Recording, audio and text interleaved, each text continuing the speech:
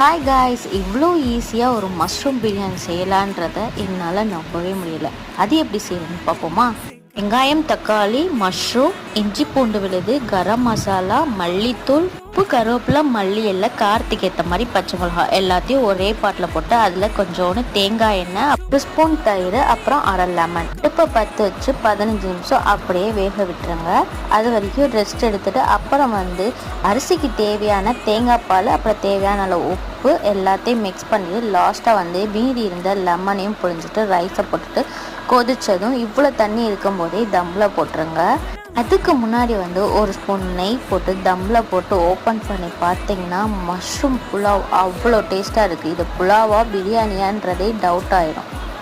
இந்த mushroom புலாவோட taste எப்படி இருக்குன்னு எனக்கு மட்டும்தான் தெரியும். உங்களுக்கும் தெரியணும்னா ட்ரை பண்ணி பார்த்துட்டு கமெண்ட் செக்ஷனில் எப்படி இருக்குன்னு சொல்லுங்கள். இந்த விளாக் பிடிச்சிச்சுன்னா லைக் பண்ணி ஷேர் பண்ணி சப்ஸ்கிரைப் பண்ணுங்கள்.